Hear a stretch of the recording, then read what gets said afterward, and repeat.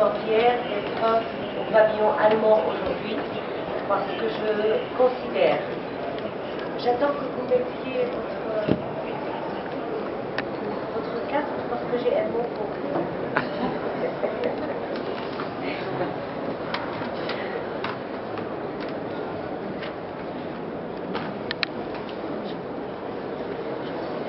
Parce que je considère que je suis dans un pavillon d'un partenaire incontournable pour le ministère de l'Environnement marocain.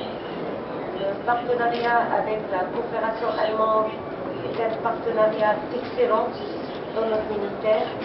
Le travail avec vos représentants au niveau du Maroc est un travail qui a accompagné l'expertise marocaine, que ce soit dans l'eau potable, dans l'assainissement, dans l'environnement. Et donc je me réjouis de ce partenariat et je vous dis tout simplement, Madame Kohler, merci. Merci à vous, Madame Kronberger. Et j'espère, oui, je l'ai bien prononcé, vous voyez. Et j'espère qu'on aura l'occasion de fructifier notre travail entre le ministère de l'Environnement et votre agence. Nous avons certainement encore beaucoup de choses à apprendre de vous. Je voudrais aussi vous dire que je suis et que j'ai toujours été séduite par le savoir-faire allemand en matière d'environnement et que je vous dois beaucoup en matière d'apprentissage parce que j'ai commencé mon expérience professionnelle chez vous avec une société allemande et pendant 5 ans j'ai sillonné l'Allemagne et j'ai vu ce que vous avez fait et je m'en suis inspirée. Donc merci de cette inspiration et merci de ce partenariat qui continue. Je voudrais aussi vous dire merci pour le renforcement et pour l'appui que vous apportez à notre centre des compétences sur les changements climatiques. Un centre qui a été initié entre votre gouvernement et le gouvernement marocain et qui est aujourd'hui encore renforcé par votre gouvernement. Et c'est un espoir pour le Maroc, mais c'est un grand espoir pour l'Afrique. Donc, merci. Alors, je voudrais vous dire, mesdames et messieurs, que quand je vous ai entendu parler, mesdames, vous avez parlé pas de l'air et des déchets. D'abord, je vous félicite d'avoir fait cette liaison parce qu'elle n'a pas été faite au niveau des premières discussions des Nations Unies. Mais vous avez parlé d'une transformation de nos vies, vous avez parlé d'une transformation de nos comportements, vous avez parlé d'une transformation de nos modes de consommation et vous avez parlé d'une transformation de nos modes de production. L'air et la qualité de l'air, c'est pas que les déchets, vous le savez, le bâtiment, la mobilité, l'industrie, l'agriculture. Et donc au fait, il s'agit d'avoir une politique et une vision globale pour prendre en charge tout le système et pour lutter contre les changements et les émissions de gaz à effet de serre.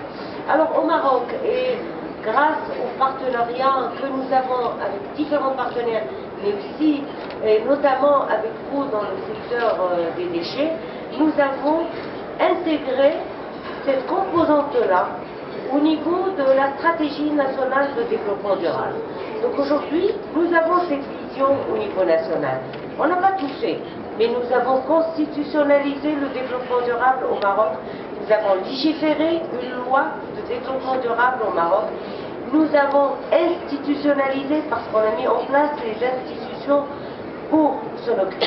Et nous avons aujourd'hui une stratégie nationale de développement durable qui a force de loi et qui nous donne la vision globale de tout ce que vous avez dit dans vos slides. Nous avons la vision globale. Aujourd'hui, nous savons qu'est-ce qu'on va faire au niveau des différents secteurs pour lutter contre la pollution de l'air des différents secteurs, mais pour lutter contre la pollution aussi bien de l'air que du sol, que des ressources d'eau, des déchets.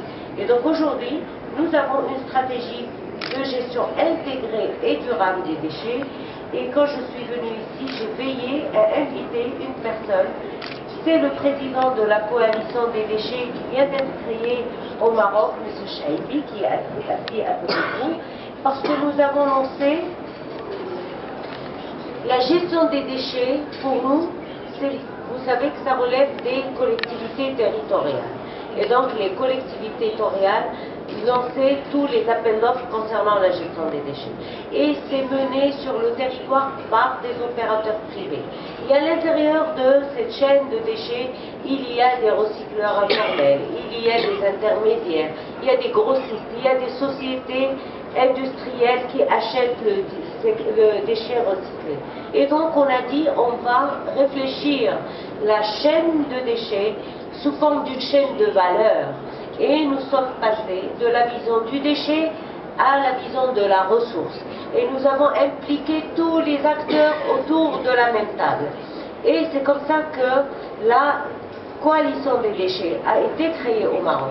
Au niveau du département de l'environnement, nous avons assis la stratégie nationale de gestion des déchets, avec la réhabilitation de toutes les décharges sauvages, la fermeture de toutes les décharges sauvages, mais la valorisation énergétique des grandes décharges du Maroc. Et je peux vous dire que quand vous allez venir à Marrakech lors de la COP22, une partie de la ville de Marrakech sera éclairée par les déchets de la ville, par la vieille décharge de Marrakech. Nous avons lancé la valorisation énergétique au niveau de Marrakech, au niveau de Tanger, au niveau de Mohamedia, ISF aussi. Il me dit Fès, mais Fès c'est pas nous, c'est la commune urbaine de Fès. Et donc au Maroc, on a lancé de nombreuses valorisations énergétiques au niveau des vieilles décharges. Certaines vieilles décharges, et une décharge intéressante que j'aimerais que vous visitiez quand vous venez, c'est la décharge de Sidi Moumen qui est à Casablanca et qui va être valorisée, qui a été réhabilitée, transformée en parc, les travaux du parc sont en cours, et qui va être valorisée sur le plan énergétique, et on a mis des espaces de jeux et de sport sur la décharge parce qu'elle est au centre, et j'ai vu ça en Allemagne, hein, elle est au centre d'un quartier de 120 000 habitants, et donc on va transformer cette décharge en un centre de jeux et de sport pour les habitants, et on va l'éclairer à partir du biogaz de la décharge. Donc il y a toute une dynamique. Au niveau du recyclage, nous avons lancé cette année 18 centres de tri au niveau des décharges, des anciennes décharges et des nouvelles décharges.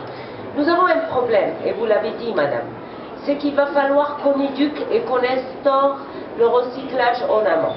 Et ça c'est un processus, ça c'est un comportement, et ça c'est une éducation.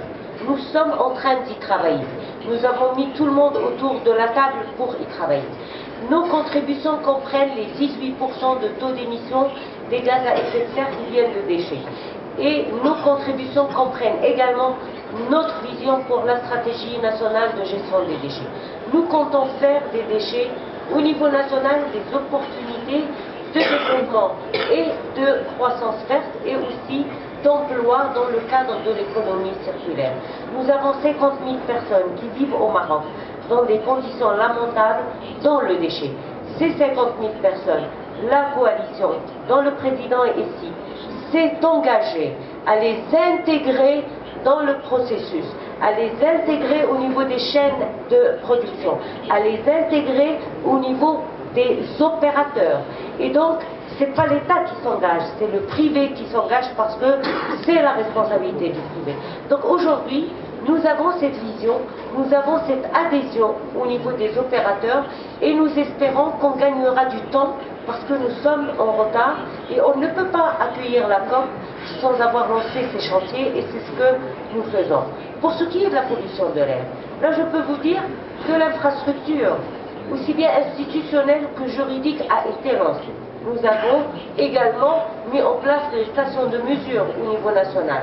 29 stations de mesure qui ont été pendant longtemps et qui sont toujours gérées et supervisées par le Centre de la météorologie nationale et par la Fondation Mohamed VI pour la protection de l'environnement, à qui je rends hommage et qui fait un travail exceptionnel sur la qualité de l'air, mais d'une manière bénévole. C'est-à-dire il y a des labels qui sont décernés soit aux hôtels, soit aux industriels, qui sont volontaires. Mais là aussi, nous avons intervenu cette année. Nous avons créé la police de l'environnement, nous sommes équipés de laboratoires mobiles pour le contrôle de la pollution de l'air. Nous avons eu un partenariat avec le centre de météorologie pour pouvoir avoir les informations d'une manière directe et pouvoir suivre et anticiper sur les pics de pollution. Et je ne vous cache pas, madame, et nous avons renforcé le laboratoire national, et je ne vous cache pas que je ne pourrais pas vous avoir toutes les deux dans la salle et ne pas vous demander encore votre assistance technique pour renforcer le laboratoire et pour faire en sorte que ce laboratoire soit opérationnel et puisse servir, que les résultats de ces stations puissent servir aux maires et aux wali de nos villes pour anticiper sur les problèmes de pollution. Et c'est sur quoi nous sommes en train de travailler. Nous avons été membres, parmi les premiers membres dans la coalition de l'air. Nous avons écrit et nous nous sommes engagés à soutenir l'amendement du protocole de Montréal. Et donc, nous allons veiller à vous rejoindre, M. Bach, pour la coalition, la convention de l'air. Et donc, nous avons mis en place le cadre juridique, la vision stratégique est là. Nous avons besoin de renforcement de capacité, je ne vous le cache pas, mesdames et messieurs Bach. Et donc nous comptons énormément sur votre appui pour pouvoir préparer les outils pour que le Maroc, demain, puisse rendre compte. Parce que dans ces débats des changements climatiques, nous sommes supporters de l'idée qu'il faut un même système de mesure, avec une différenciation peut-être au niveau du temps, parce qu'il nous faut du temps pour mettre en place les outils de suivi et d'évaluation. Mais le monde devrait avoir le même système pour qu'on puisse ensemble mesurer les efforts qui ont été faits. Donc nous sommes disposés à continuer nos efforts et je suis sûre qu'avec votre aide et votre coopération et avec l'apprentissage que nous faisons mutuellement entre le nord et le sud et le sud et le sud, nous allons réussir à lever le défi. Je voudrais finir par vous dire que nous avons un grand challenge aujourd'hui. Nous attendons ces textes. Nous allons partir tout de suite au niveau des négociations. J'espère que ce texte que nous allons avoir aujourd'hui va être équitable. J'espère que le texte qu'on va avoir aujourd'hui va permettre de donner des outils à des pays très vulnérables, moins développés que nous, parce qu'on ne parle pas ici d'un pays, on parle de la citoyenneté à travers le monde, on parle de l'humanité. Il va permettre à ces pays-là d'avoir les possibilités de se défendre et de s'adapter, d'avoir les possibilités de se développer. Et j'espère que vous allez soutenir cette action. Je réagis parce que j'ai vu 2 degrés et je suis pour 1,5 degré, je ne vous le cache pas, mesdames et messieurs. Je suis pour qu'on défende le 1,5 degré, ne serait-ce qu'un objectif à long terme, parce qu'avec 2 degrés, nous souffrons déjà et nous continuerons à souffrir.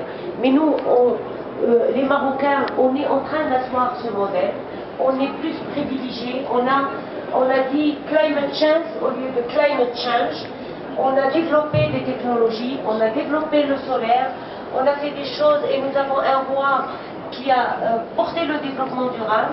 Ce n'est pas le cas pour tous les pays, et je dis toujours, quels que soient nos efforts au niveau du Maroc, et quel que soit le beau modèle qu'on veut donner et qu'on est en train de porter, nous saurons tout seuls arrêter la surélévation des niveaux de mer, et nous saurons tout seuls arrêter l'avancée des déserts. Et c'est comme ça qu'on est solidaire avec le monde, et nous vous demandons de soutenir ces peuples qui souffrent, de soutenir les peuples indigènes, parce qu'ils portent 80% de notre richesse, 80% de notre biodiversité.